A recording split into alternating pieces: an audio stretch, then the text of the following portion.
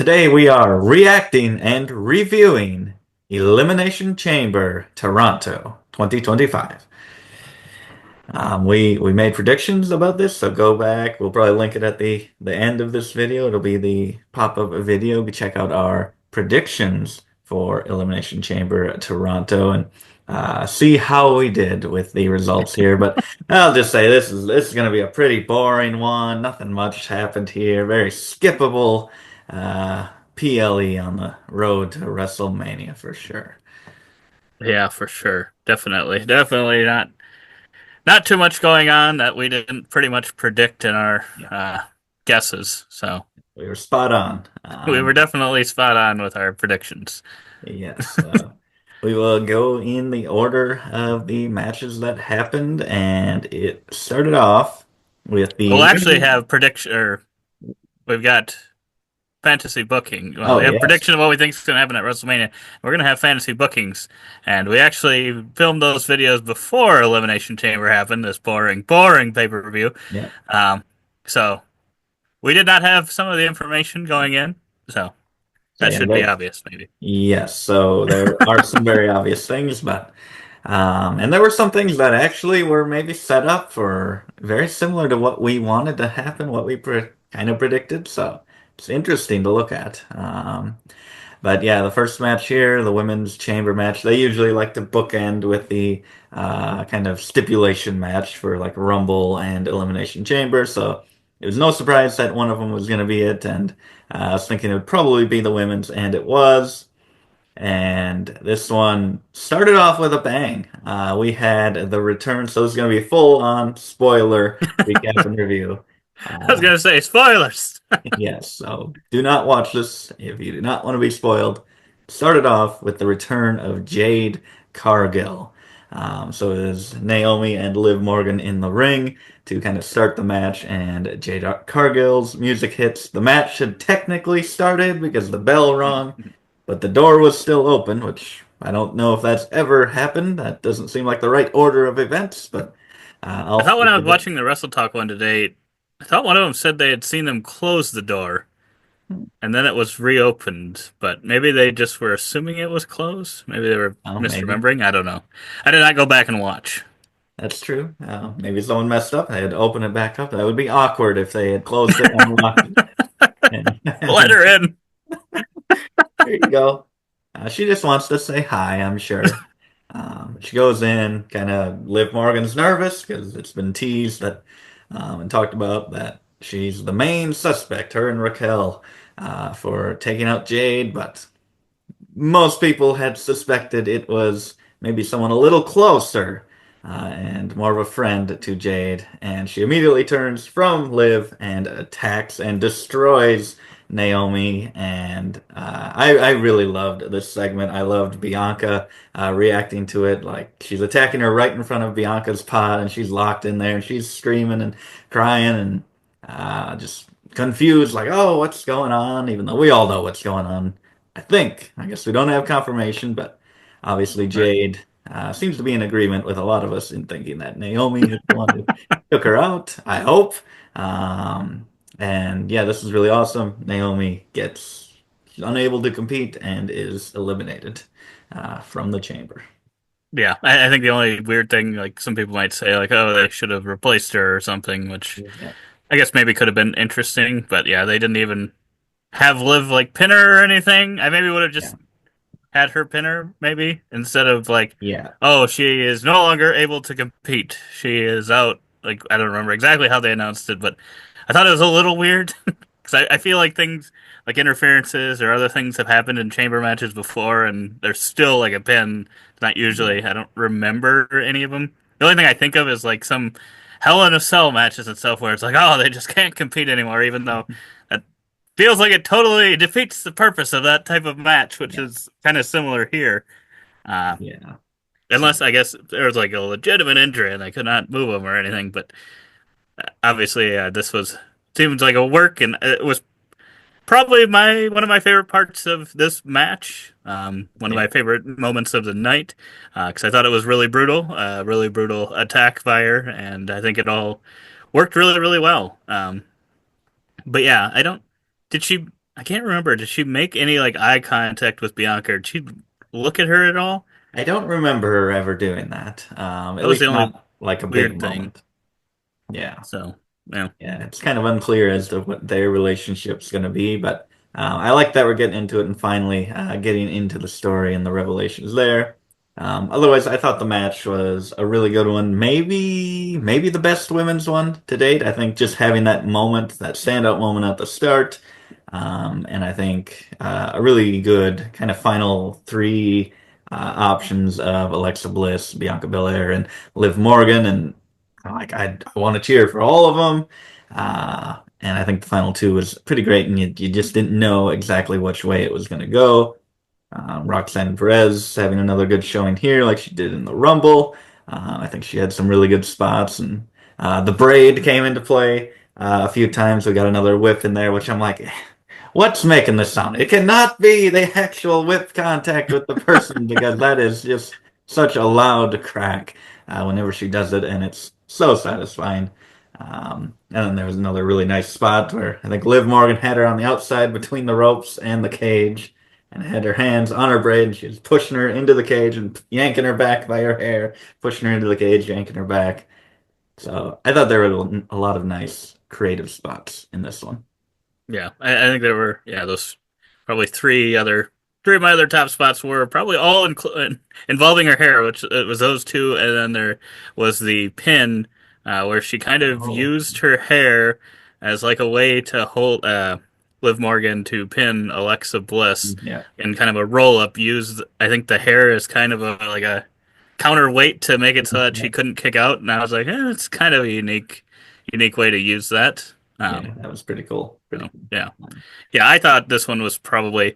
Um, I'm not good at remembering necessarily like all the past Elimination Chamber matches or whatever, but if this one isn't the top women's, it definitely should be probably in the top two. I think they said there have been six or seven or something, so I would be shocked if this wasn't in the top one or two spot for the women Elimination Chamber match because it was really solid. And even though you had kind of one, you only had five members in the match, kind of in a way.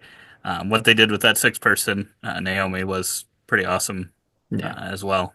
yeah. And Bianca ends up winning this one, which I'm starting to feel like Liv was going to walk away with this one. She has the most experience. Just her kind of clever, sneaky heel character really shines with all the things you can do in this chamber. And I just felt like maybe it was time to give her the actual win, but Bianca becomes I think, two-time chamber winner. And it's still a good winner, and it sets up a dream match for WrestleMania, seemingly. Um, I guess we can talk about that a little bit at the end here as well. A little bit of Monday Night Raw after Elimination Chamber. Spoilers. Yes. But yeah, this match, I think I'd give it at least a 9 out of 10. I've only seen it once. I'd have to rewatch it to get like final number, but I really don't have any issues with it. Yeah. I can't think of any negatives of it either. Yeah, I'd probably give it like eight and a half out of 10. It was a very solid match. I really enjoyed what it had to offer there. Yeah. And then I guess I don't have a slide for it, but the Monday after, so spoilers for that, Io Sky had a match with Rhea Ripley.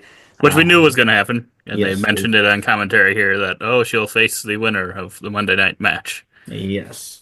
And you just knew that it's not going to be settled once and for all, or it shouldn't be, because if you just had that be the end of Io's story and she maybe loses and goes away, why wouldn't you just have her in this chamber match? She can do amazing spots, high Right. flyer from the top of the pod or something like that. And the fact that they didn't put her in here, I'm like, she's getting screwed out of this win. At some point, going to be inserted with a triple threat match or something. At WrestleMania was kind of, I think, probably you thought possibly the way they were going to go as well. But spoiler alert, they actually pulled the trigger and had Io Sky defeat Rhea Ripley on Monday Night Raw. So on paper, the match is Io Sky versus Bianca Belair, which would be an amazing match. But Rhea Ripley's going to be added to this match. There's no way she is not in the title picture. And I think that's the way that I would want this to go. I think those are probably the three, Mhm. maybe my three favorites, kind of in ring and character in the company right now, for women at least. Mhm. I don't know. To me, until maybe even this up to this match, I kind of felt like Bianca had lost a lot of steam for me from what I'd seen of her. Um, but I think the same could be said about Rhea for me as well. She Yeah. just feels like she hasn't, ever since she left the Judgment Day, which is obviously the greatest faction of all time. I feel like, oh, maybe a little bit of a run after that, she was Yeah. still really good. But I feel like now, especially this run, has not seemed as interesting. Not Yeah. that she hasn't had like necessarily good matches or anything, but just hasn't been. I don't know. Seems a little bit different. So I'm hoping that maybe this loss could change. Give her kind of a fresh new, maybe heel character or something potentially. Yeah, Um, for sure. Um, yeah, she was kind of all about Liv Morgan. She's kind of injured on and off throughout the year, and she gets the title back, and it's just like, well, she doesn't really need the title. She's like bigger than the title, probably. mhm. It's like, what's really special about this reign? It's not the first reign that was going over a year. It's just she has the title again, and she's done with her Liv Morgan story, and it was just kind of nothing, but really excited about where they're going now.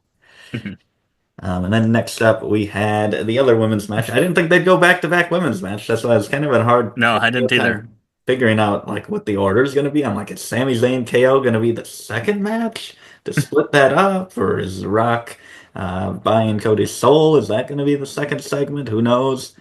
But it was the women's match and tag match, and this I don't know. This felt like they didn't really attempt to do anything special at all. Yeah, I think this was just for the crowd, having Trish be kind of the hometown hero. I think we all kind of knew who was winning this one. It would have, especially with Tiffany being part of kind of a WrestleMania main event. Yes. Um, I think it would have been pretty bad to have like Nia Mhm. win and stuff, unless I guess maybe you could have had a Charlotte Flair interference or something like that to possibly cause a loss. But outside of that, where you're continuing that storyline, it would have felt like a pretty big disappointment, I think, especially since the other two in this match. I don't know. I have not been that interested in Nia Jax ever since she came back, and maybe probably before that even. Yeah. So, yeah, it's. I just think like it's exactly kind of what you expected, but this could have definitely been just a kind of Raw or SmackDown match. But it is pretty impressive that I think Trish is like almost 50 years old, and Yeah. she probably feels like she competes better than some of the other women wrestlers these days that are probably in like their 20s or 30s or Yeah. something. So it's pretty impressive. So I gotta Yeah. give her that. Yeah, that is pretty crazy. And usually bringing a legend back, teaming up with them in hometown, I'd be like, it's not going to be good. But Trish had like a steel cage match with Becky Lynch a couple years ago. I just recently rewatched the pay-per-view. And I'm like, this is a banger of a match. My goodness, it's one of the best steel cage matches I've seen in years. So I got nothing but respect for, I mean, yeah, 50-year-old woman in a totally different era that's not even close to what the women's matches used to be back in the Right. day and can put on with the best of them. And Yeah. but It this really makes one, you wonder what her career would have been. I mean, yeah, I guess it feels like she was kind of when we were watching a long time ago when, like you said, it was the women's product was totally different in yeah, those days, but it makes you wonder what her career would have been if she was in today's era. I don't know. It's kind that's of an true. interesting thought. That's true. But yeah, totally fine match. Nothing terrible in ring, but just totally forgettable compared to Right. the other things that are in the card. Yeah. Speaking of one of them, the unsanctioned match. The old WWE is not responsible for anything that you see here tonight. So I wonder if spoiler for the I wonder if they're charged with anything for allowing referees to get injured. Do they get any? Like obviously we know Sammy and Kevin can't do anything, but Yeah, can the referees that have gotten involved maybe? Uh, if Kevin that's Owens just true. happens to whoop him up a little bit. That's true. I mean, and you still have ads like on the mat. You have, you're making money off of it by putting it on the PLE. That's true. The WWE logo kind of covered up on the turnbuckle pads, but it's still on the barricade and the side of the ring. So I'm like, you're not totally hiding your name from this, like you are acting like you are, but But they're acting like they're turning the lights down low. yep, we'll Obviously, not get going to me. use all the lights. Um, yeah, that is an interesting point with the refs, and I always love when the refs get beat up in a match, especially if it's just a direct attack on the refs or throwing them around. And an unhinged Kevin Owens is the perfect guy to do that, and he Hmm. just makes everything. If he's trying to be funny, he's absolutely hilarious in a match, and if he's trying to get his butt beat, he does it better than anyone. And this is just he just had one of the most I thought going to be maybe the most brutal match of the year at Royal Rumble. He might have topped it with this one. Uh, this had a lot of crazy stuff in it. I absolutely love this match. Yeah, I had a lot of fun with this as well. Kevin Owens always does well in kind of these no rules type matches. I think I might still actually like the uh, ladder match he had with Cody a little bit more than this one, but I think this one was still very brutal and a very solid match. Because yeah, they what all happened in this match? What were the big spots, Pepper? What do I we know have? Dominic Yeah. Mysterio made an appearance. Yes, yes, the trash can, Dominic Mysterio. What did we do? They kind of feuded outside. They set up a bunch of tables at ringside. They kind of went into the Stacked audience him. and they stacked the tables kind of right next to the turnbuckle and went outside into the audience. And there's always random tables set up out there, so they go through I think two tables out there, which I is think like, he did. whoa. And then they kind of circle their way back, and they're kind of on the turnbuckle, and Kevin slides down, pushes Sami over the top to the outside and through those stacked tables. And then they get another table, and I forget how they went through that table, but I know I was like, a fifth table? Are we kidding? Like, we're not even like into like, this was like very quick succession that they were going through these tables, like just all in the first half of the match. And I'm like, wow, this is giving us everything we want. The fans always want tables, and they are shutting them up right now. They really were. But yeah, they did a lot of. I liked all of those. They broke through them Yep, perfectly. Sometimes it seems like I don't know what it is, but sometimes table spots in some matches just don't work, and yep, it just looks really bad. But these ones I thought all looked really good. yeah. Um, and then we start getting some chairs Lots involved, of and chairs. Yeah, yeah, we do just. I think the chair one, some of the chair things that we did were more brutal than probably any of the table yeah, spots. More brutal looking. yes, And I think my favorite one was probably the blue thunder bomb onto kind of two chairs stacked together. I thought that was like a perfect. It looked almost perfect. I don't know how he could have done it any better. And yeah. That yeah, was. it's probably my might have been my favorite spot from the match that I can remember. I think that was probably mine as well because he had that barbed wire chair that he kind of Oh, put as a bridge between those two chairs, and I just always think the chairs, like when they set them up and put them together, it doesn't always work very well. no. But this one worked perfectly. It held up. It didn't just collapse or chairs go flying awkwardly. It held up, and Kevin was left just on there, dead and a wreck on that barbed wire chair. And I'm like, it just looked so devastating. The best that it could possibly be delivered. And then they worked a lot of things with Sammy's neck. It's unsanctioned. He's got neck issues and kind of wrapping the chair around the neck, running it into a turnbuckle. And then Um, another turnbuckle. yep, and dropping each other's heads on to set up chairs. Just a lot of, I mean, necks are scary, and if they ever working it into a match, it always makes you, um, well, you can't look away. You want to look away, but you can't look away because it's too entertaining. This one was fantastic. I think I also do like the ladder match more. I think it was just um, a little scarier spots and rougher Yeah. spots for KO in that one.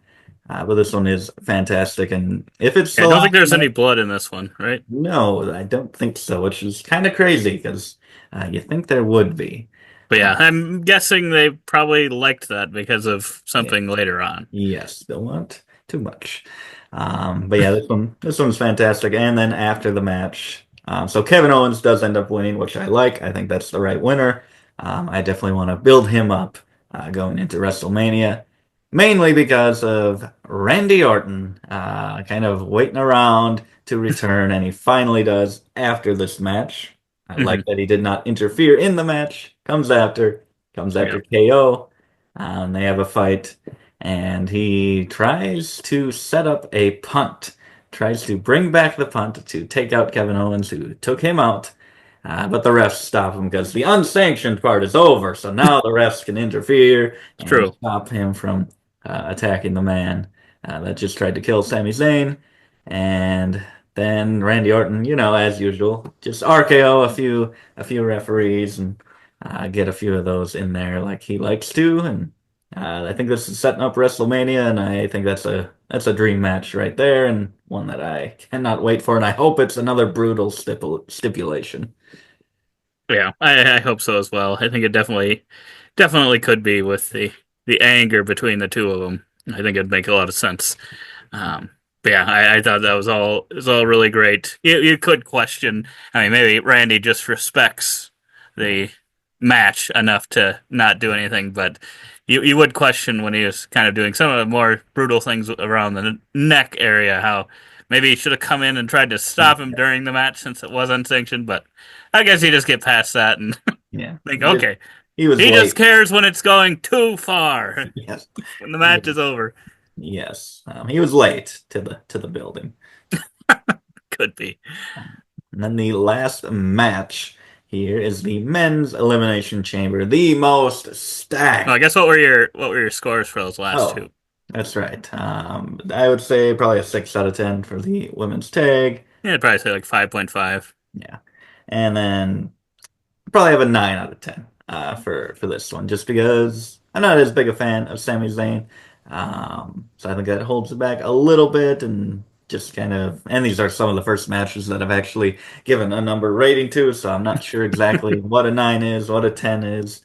And I'm just like I look back at WrestleMania 40, and there's that Hell in a Cell between Punk and Drew, and I'm like, well, those are 10s. So this is not Yeah, that.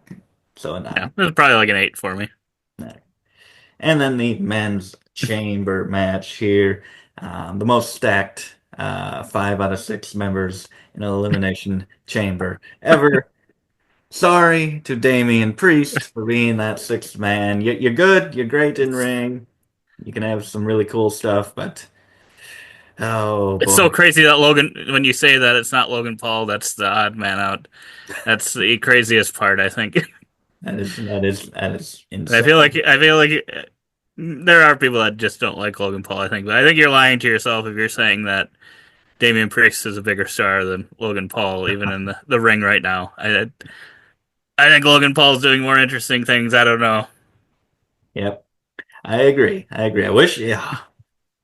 Roman did not return. We made a prediction whether or not he would return. He did not return here. I'm like, if he's not returning, put him in the match. I know he's supposed to be taken out. Put him in the match instead of Damian Priest. Think about the future. And when you look back on this match, I think it's going to serve it better if Roman Reigns is in this to just lock it down as the most stacked match in Elimination Chamber history. But sadly, we were stuck with Damian Priest, but he has some good stuff in here, and he Yeah, does get Claymored pretty intensely. After surprise, surprise, he rolls up Drew McIntyre and eliminates him. Which I asked you, you saw this before me. I was out with some friends on the town night on the town, and I asked, "Oh, does Drew get rolled up by any chance?" Or I referenced that, and you're like, "No, no way would that ever happen."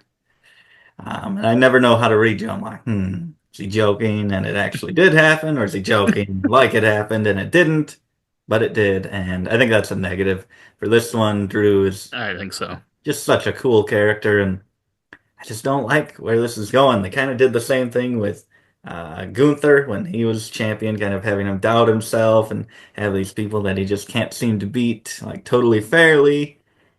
And like it doesn't help the character. The characters that are supposed to be dominant should be dominant.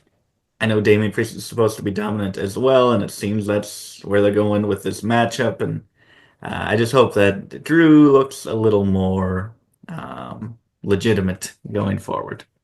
Yeah, I think the worst part is that I feel like it could lead to Damian going over Drew at WrestleMania. That to me is the worst possible thing because I don't think that's going to do Damian any favors. And I don't know.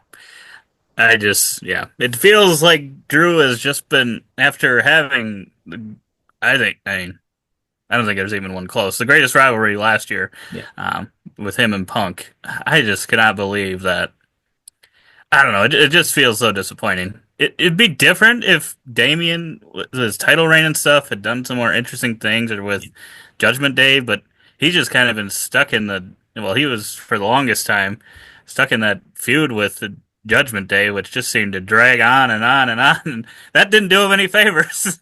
Unlike with Drew's, that kind of kept going on and on and on with Punk, which at before they like really started having the matches and it was just kind of Punk messing with Drew over and over, I was starting to get sick of that. If that would have yeah, just kept dragging on and Punk just kept interfering and they never really fought it out, that would have been really yeah, bad too. So they just luckily ended up having actual, really solid matches and it got, you know, kind of blood feudish. Whereas Damien could have easily had that with Finn, and for some reason they don't want I don't know. They don't want Finn to be a main star either for some reason. When I think those two maybe could have had just as good of a rivalry, but I don't know. For some reason they didn't. I don't know if it's them or if it's on the writing. I don't know. yeah. I don't know. I just feel like I haven't done too much with his character. Damian Priest, kind of before cashing in all the way to now, I don't feel like the characters changed that much. Where Drew McIntyre last year just went through a total uh, shift in character. Um, But yeah, that's kind of negative. I think one maybe slight negative. Feel like there maybe weren't that many spots in the match that were like No. wild. I think Logan jumped from the top of a pod, but it was just a frog splash, no flips or anything like that. Mhm. Felt like it was lacking that, but it is much more just about the star power and who is actually going to make WrestleMania. Also, the kind of interactions in the match, setting up future matches. CM Punk and John Cena kind of interacting. All their interactions were phenomenal. Um, but yeah, just maybe not too many spots. And I think Logan Paul kind of suffered from that. I feel like this is one of his weaker performances. Kind of felt a little bit like an afterthought in this match, where I felt like he wasn't in a chamber the other year, and felt like he kind of stole the show a little more in that than he did Mhm. here. Yeah, I would agree, and I feel like some of it might have to do with what happens after this, and Yeah. that's where we'll talk about that when we get there, but I was going to ask you before we started talking about this if you thought the Rock and Cody segment should have gone on before the Elimination Chamber or not. Because I felt once this happened, I felt like my thoughts on what was going to happen in the Rock Cody segment kind of changed, and I was pretty sure about something, and that kind of ended up happening. Yeah. But wasn't 100% sure, but I was feeling a lot more confident about it just the way they put it in that order. But Yeah. I suppose I, maybe it would have changed things too if it had been before. yeah. I think it would have made more sense maybe, but I think yeah, based on that, it made less sense for like maybe Logan Paul to be in kind of the final two because he was the next one eliminated right after Drew And got it's eliminated, then and it's Damian. Drew, Damian, Logan Paul. Um, Whereas I could seem to be a really nasty heel and possibly get into the final two again, kind of yeah. like in the Royal Rumble where he was final three. Yeah. But Yeah. that did not happen, so I think that kind of hurt as well. Yeah. But still very interesting having kind of Punk, Seth, Cena as the final three. Some could have thought that maybe those could be potentially the final three, along with maybe Roman Reigns in the Royal Rumble. Even though John Cena was the only one in that final three at the Royal Rumble. And yeah, I don't think I can't really remember any major spots from this one either. So I think I had texted you that. I said this might have actually been the worst match on the card, but and I mainly said that just because that women's tag match that they had, I'm like, well, I had no expectations for that. Yeah. Whereas, like I said, this is maybe the best lineup of an Elimination Chamber ever, and the fact that it didn't really feel like it was overly special, it's kind of like, Yeah, I wouldn't say it doesn't feel special. I think that the chamber antics and kind of the match as a whole is not that special, but I think the final three and then the final two of Cena and Punk, I think is absolutely that's 10 out of 10 stuff.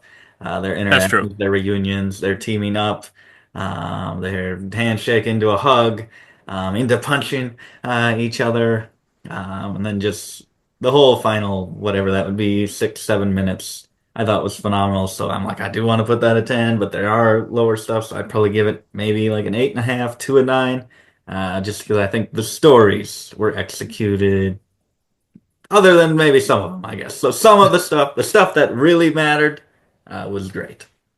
Yeah, I think this one was like it ended up being like a 7 for me. I think my expectations were maybe just a little bit too high, but yeah, I think without kind of how well that ending happened, it would have suffered a lot more Yeah, uh, if yeah. it had maybe played out any differently. But yeah, we end up getting an eliminated Seth. CM Punk, I don't remember why, but was crawling towards the ropes or was over the ropes. I can't remember if Cena had thrown him over there or what happened, but then they eliminated Seth out of nowhere. Hits a stomp on CM Punk, so he's laying on the ropes, and John Cena does his looks over and he's got to go over, run over, grab Punk. So he's taking advantage of the situation. Ultimate opportunist. Ultimate opportunist, as he's known. And then he locks in the STFU, and then Punk passes out, and Cena Yes. wins. Yes. Which I was a little surprised at. I would say Yeah. I thought when the Rock Cody segment was going to be last, I didn't. I thought that hurt John Cena's chances of winning this. Yeah. I didn't really make any connections. I didn't think the order meant anything. I just thought the order meant something big is going to happen. Along with you urging me to watch it at like 3 in the morning, my time. And you're like, I would maybe watch it. You probably don't want to be spoiled. So I'm like, okay, something good must happen here. But yeah, I didn't think that the ordering necessarily made me feel one was more likely to win than the other. Yeah, I love that. I love Cena kind of giving in a little bit, and taking beating up Punk, that he didn't really earn, and he said sorry as he was putting him in the hold. He did. That I was a liked good that little moment. detail. Yeah, and I'm just really liking the Cena character that they're building here. Really love him. I'm a big fan of John Cena at this moment. Yeah, I don't know. I was part of me. I don't know. I like that Cena won, right? But part of me is like, he's talking about, ever since he's come back, he's kind of been like, oh, I got to get that next world championship, and I haven't won in forever. And then, I don't know, it just felt weird. That I feel Yeah, like he shouldn't have quite been at that level. We will see, maybe, but at the moment, it did not really make sense to me because I'm like, yeah, he's been in two matches to try yeah. to qualify for this. It doesn't feel like he should be like taking advantage of a situation, the ultimate opportunist. It just didn't feel. I don't know. It seemed weird. But yeah, we'll go into the next segment here, the Yeah, so final we boss got the segment. final boss segment. So, didn't know what this was gonna be.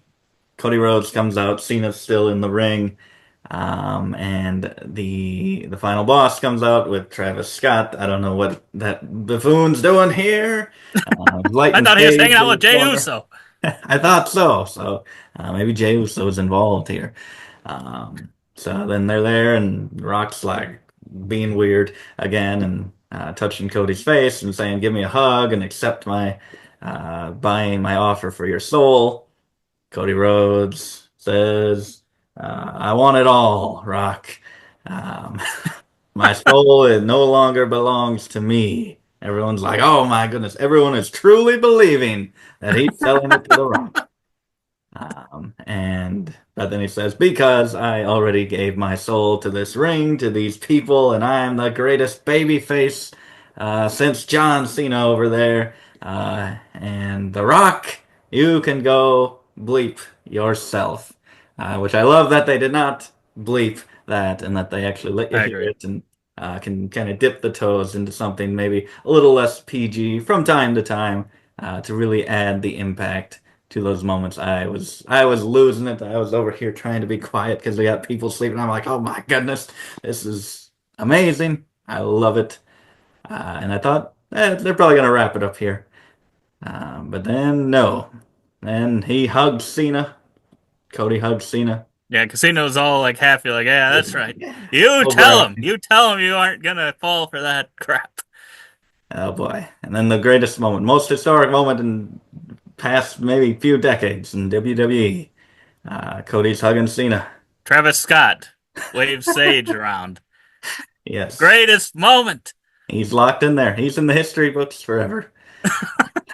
And The Rock kind of looks at Cena. He nods. He does the whole cut of the throat. Cena's got a serious face. And a pats Cody on the shoulder and delivers a low blow.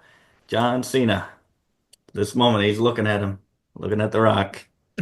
And he turns heel on Cody Rhodes. And they just beat the hell out of Cody Rhodes. He's got a new belt. He's beating Cody's soul belt. Travis Scott slapping him, shattering his eardrums. And I was losing it. I was pretty sure Cody was gonna say no, and by the end of that night, we were going to have someone else be the Rock's champion. So I guess either way you do it, I think that would have maybe just made the Elimination Chamber match a little bit more interesting for me. Maybe that's what it was. Mm, So maybe that's why I was a little bit more mad on it than you were. Uh, but overall, turning Cena heel, I think because it was John Cena, there was just a little bit more doubt for me. Then it's like, yeah. yeah, well then maybe it won't be. Then I thought, well, maybe they'll have to get Drew out here or something because Drew's kind Yeah. of been hinting at, oh, John. Well, his last couple promos, I think he's mentioned John Cena, Yeah. talked about him a little bit. So I thought, well, maybe they're gonna actually change plans and make it a triple threat and have him be the Rock's champion here and sell his soul and being this match is kind of what that was the only person I was thinking made sense then at that point because I'm like the CM Punk kind of being the Rock's champion would be very, very interesting, but I just didn't know if that would actually make sense. So yeah, they went with John Cena, and it is probably the most shocking moment possibly ever in WWE history because he's been a face for like a couple decades now, and Yeah. people had been calling for it forever. Turn him heel, turn him heel, turn him heel. And I kind of thought, this is last year. I just don't think it's gonna. I was like, it probably won't happen at this point because it just doesn't seem like enough time for him to be heel. Because it doesn't, to me, it doesn't make sense for him to end his career heel. Yeah. But maybe it does. That's kind of, I guess, in a way, how he started his career. So Yeah. maybe that makes sense. But I don't know. I think I've seen a lot of videos of kids crying because of John Cena turning, which is shocking to me that kids these days would still be into John Cena, even though he has wrestled what a handful of times in the Yeah. last like 5 to 10 years. Well, probably not to 10, but like in the last three to Yeah. five years, barely wrestles at all. So I'm like, how is he still a thing for kids now? It just feels like Yeah. I don't get it. he's been gone too long now for that. But Yeah. yeah, I don't know. So I that's why I don't think they can end on him being a heel. no. But But yeah, I love this. This whole segment's 10 out of 10. This is truly a historic moment. Like I was not I don't know, for some reason I was not thinking that like you did, connecting the chamber and the winner's going to be the Rock's champion. There was always talk of someone could be the Rock's champion. They're like, oh, it could be Punk, could be Cena. And I'm like, hey, ain't no way John Cena gonna be the Rock's champion. And they just did it. And this whole year, you got Punk back, you got The Rock back, you got heel Cena. Like this just feels like fantasy booking. So we actually might have a good chance with some of our predictions. It is insane what is going on this year, and I really like John Cena's retirement tour. Started up not that interesting. mhm. And it's always just been like, oh, what dream matches could he be? And chase him to 17th. And never really a story. But now with this, I'm like, there's actually a story that I'm bought into instantly, more than probably anything else in the company. And I'm like, I don't care if he ever faces AJ Styles again. I don't care if he goes and does this or meets with Braun Breaker or Gunther. Like, I just want to see where this story takes him, where this heel turn takes him. And I think it could be terrible, but it's his retirement tour. It's like, it's not going to hurt his legacy. So, um, I am so excited for where this is going and like kind of rejuvenating, putting some life into Cena's retirement tour, the road to WrestleMania, which is feeling like, what are we even doing? We could have some great matches, but it's just like it's gonna pale in comparison to last year. Now I'm like, it could possibly exceed it. Uh, this is wild. This is insane. I cannot understand or fathom just how big this is. Because I was pretty young and probably didn't catch all of Cena's run, but I caught a good bit of it, and uh, it's no one would have ever thought this would happen. It's crazy. I think I would have thought he would have turned heel by now. Yeah, but once he Like, didn't in the 30 years. it's just, yeah, it's kind of crazy that it happened when it did, and yeah, I have to give it a 10 out of 10. I know the Travis Scott thing to me, I don't get it. I don't get why he was out there. Makes no sense to me. Yeah, It potentially hurts. I don't see any way. I don't know. I guess maybe it's just because I'm not a fan of him. I'm sure if you are a fan of Travis Scott, it was maybe awesome to see him out there with Rock and heel Cena. Um, I guess I don't know what. I get that they were trying to have a celebrity out there with them. I get that because John Cena's in Hollywood now too, so could be part of his heel turn. yeah. I guess I don't know who I would have tried to get out there outside of him. I don't know Yeah. that there's anyone else from Hollywood that maybe Ryan Reynolds, a heel Ryan Reynolds. Kevin Uh, Hart, get Kevin Hart out there. Kevin Hart, there we go. Oh, jeez. But yeah, I got to give it a 10 out of 10 because yeah, it's still a huge moment, and yeah, it was just great how the camera angles and stuff Oh, on yeah. him turning worked really really well. It was Uh, just so good. So good. And yeah, that puts this, I mean, it's a pretty good pay-per-view. Otherwise, you had a standout match with Kevin Owens.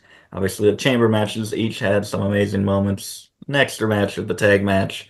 But this segment is going to, people can just name this pay-per-view and people are going to know exactly what they're talking about. They can just say Elimination Chamber Toronto. They're like, oh yeah, that was massive. That was insane. John Cena, for decades to come. And I think overall, the pay-per-view, I mean, this bumps it up significantly. Like it is only four matches otherwise, and like I don't think it can mm, compete with like a near perfect WrestleMania, which there've been some pretty great ones.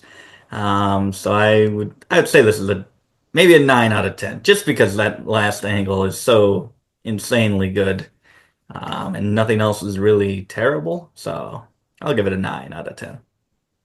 yeah, it's probably like a 8.5 for me. I think it was really still really solid, but yeah, I think the fact that it was kind of in a way three matches because the fourth one kind of just felt like it was just there and Yeah, I don't know there for Toronto. I don't know. yeah, It could have, like I said, been a Raw or SmackDown match. But the other ones in this segment, uh, yeah, definitely were very good, especially for an Elimination Chamber pay per view, which yeah, I feel like can be very miss yeah, sometimes, just because it's such a weird spot. Uh, You're between the Royal Rumble, which is one that people love, and you're between that and WrestleMania, the two probably biggest pay-per-views. It's very very difficult, I think, to.